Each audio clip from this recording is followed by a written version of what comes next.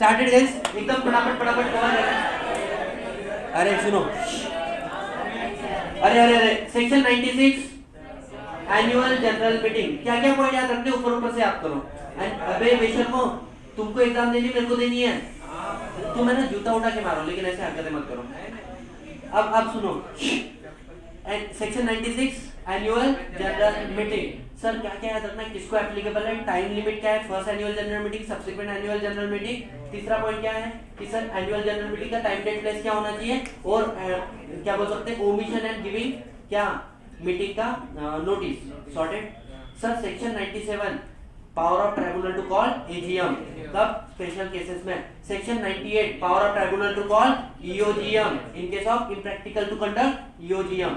इसके अलावा सर ईओजीएम के बारे में सेक्शन 100 चार बातें, बोर्ड ऑफ डायरेक्टर खुद होके, board of director on request of requisition is member in case board of director fail, और नेक्स्ट क्या था सर आपका, ट्राइब्यूनल बुला सकता है। सॉर्टेड, यस और नो। सेक्शन 101 क्या बोलता है, 21 क्लियर डे नोटिस होना चाहिए। इस 21 क्लियर डेज को किसको देना है, मैड लोगों को देना है। इसके अलावा सर 21 क्लियर डेज राइटिंग में दे सकते हो, इलेक्ट्रॉनिक मोड में दे सकते हो। कंटेंट क्या होना चाहिए, date time place and proxy and the agenda of the meeting. इसके अलावा सर क्या हम लोग ये भी बता सकते हैं, टाइम लिमिट को शॉर्टर कर सकते हो, हाँ कर सकते हो। एजीएम के केस में 95% ऑफ द मेंबर, ईओजीएम के केस में 95% of voting company having share capital, 95% total paid up share capital and the majority number, and EOGM के केस में 95% ऑफ टोटल वोटिंग राइट। इसके बाद में आता है सर सेक्शन नंबर 102, जब भी स्पेशल बिजनेस हो रहा है तो क्या अटैच करना है, एक्सप्लेनेटरी स्टेटमेंट, चार बातें लिखनी है, मटेरियल फैक्ट। इसके अलावा सर कोई भी इंटरेस्ट आ रहा है किसको, मतलब फाइनेंशियल अदरवाइज, मेंबर को, डायरेक्टर को, मैनेजर को, डायरेक्टर को, केएमपी को, उनके रिलेटिव को।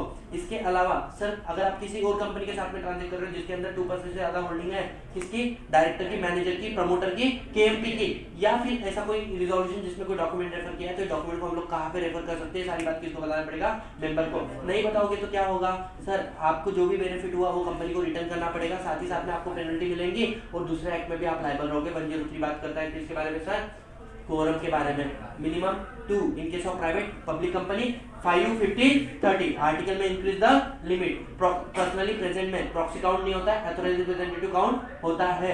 इसके अलावा क्या बोल सकते हैं सर हम लोग, जो मीटिंग थी, मीटिंग के दिन प्रॉक्सी प्रेजेंट, कोरम प्रेजेंट नहीं था, तो ऐसे केस में क्या हो जाएगा, meeting if called by requisition is cancel. अगर इसके अलावा किसी और ने बुलाई होगी तो क्या हो जाएगा, एडजर्न हो जाएगी, same day time place in the next week. Sir adjourn meeting में भी कोरम प्रेजेंट नहीं है तो members present shall form a valid quorum. इसके अलावा अगर मैं बात करूं सर सेक्शन नंबर 104, चेयरमैन को अपॉइंट कैसे करेगा, आर्टिकल या फिर शो ऑफ हैंड, और रिप्लेस कैसे करेगा, और बाय पोल। सर प्रॉक्सी को कौन अपॉइंट कर सकता है, any person who is entitled to attend meeting and vote at the meeting में appoint the proxy by filing proxy form. Proxy need not to be the member of the company. Proxy का information general meeting के notice में होना चाहिए, ये form आपने deposit करना है 48 आवर्स के पहले। समझ में आ रहा है, यस और नो। सर प्रॉक्सी जो होता है, क्या हम इसके फॉर्म की इंस्पेक्शन ले सकते हैं, हाँ, लेकिन 3 दिन एडवांस में नोटिस देना पड़ता है। इंस्पेक्शन शुरू होता है मीटिंग के 1 दिन पहले, बराबर 24 hours before till the conclusion of the meeting. क्या यहाँ तक सारी बातें क्लियर है, यस और नो। सर नेक्स्ट पॉइंट आता है सर प्रॉक्सी में वो याद रखना 112 एंड 13 कि authorised representative are not considered the proxy.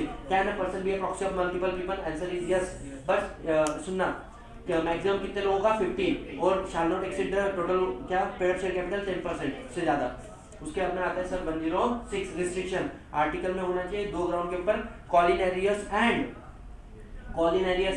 लियंस on shares. उसके बाद में सर आता है 107, जब भी डिसीजन पास होगा कैसे होगा, शो ऑफ हैंड, किस केस में, ईओटी के केस में नहीं होगा, पोस्टल बैलेट में नहीं होगा, या फिर पोल के केस में नहीं होगा।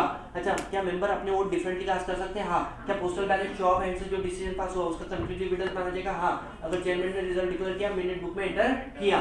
सर 108 ई वोटिंग, जब भी कंपनी नोटिस देगी साथ में ई वोटिंग की फैसिलिटी अवेलेबल करा के देंगे अपने मेंबर को, ठीक है। मेंबर क्या, जो मेंबर का एक कट ऑफ डेट निकलेगा which is shall not be earlier than the 7 days, EOT facility shall be open at least for 3 days and it shall be block up कब, a day preceding general meeting at 5 PM, right.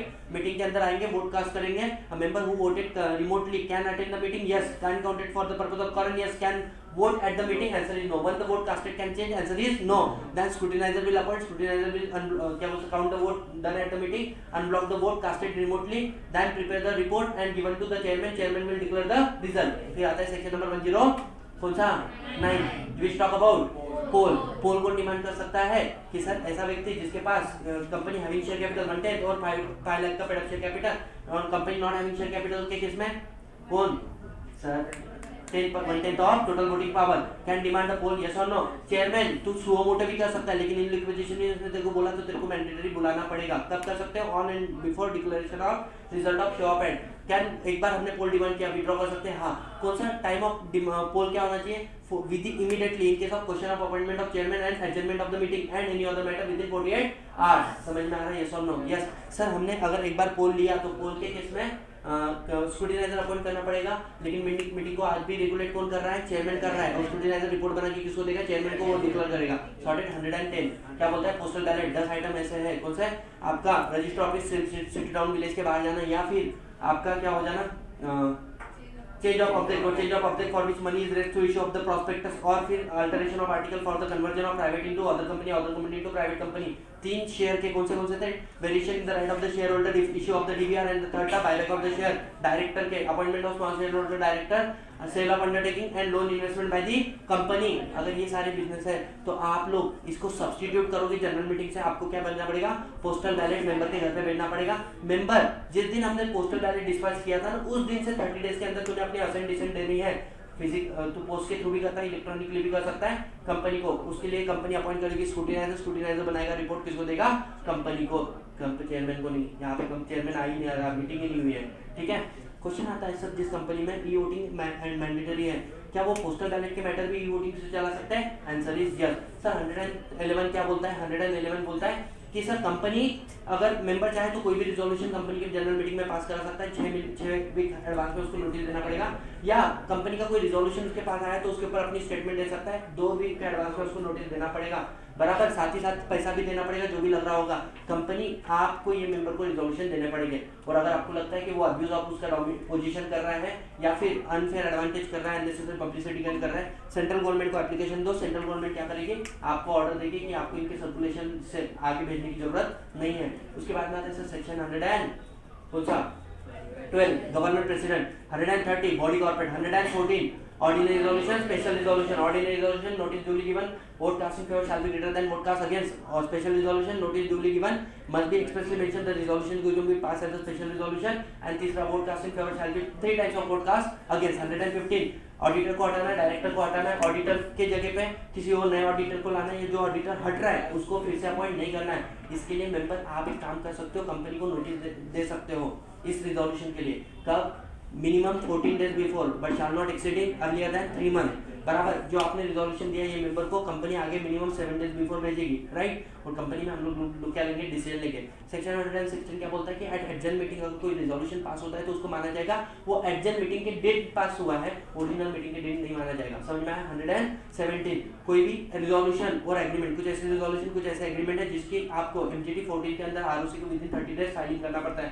118 क्या बोलता है minutes of the meeting किस किस की board meeting committee meeting general meeting and class meeting के हमें proceeding की मिनट्स बनाना है राइट। और साथ ही साथ में पोस्टल बैलेट से कोई रिजोल्यूशन बनाया है तो उसका भी मिनट हम लोगों को बनाना है कितने दिन में विदिन 30 डेज। समझ में आया। 2 बातें सबसे इंपॉर्टेंट उसको याद रखो क्या साइनिंग कौन करेगा बोर्ड मीटिंग का रिजोल्यूशन जो है चेयरमैन ऑफ दैट मीटिंग और the next board meeting general meeting का chairman of that board meeting अगर वो नहीं कर सकता है तो विदिन 30 डेज हमें किसी और डायरेक्टर को ऑथराइज करना पड़ेगा जो उसको साइन करेगा। सर कहाँ पे रखेंगे जनरल मीटिंग का एट द रजिस्टर ऑफिस रखेंगे बोर्ड मीटिंग का एनी प्लेस इन इंडिया और रजिस्टर ऑफिस बराबर। कैसे प्रिजर्व करेंगे सर परमानेंटली प्रिजर्व करेंगे।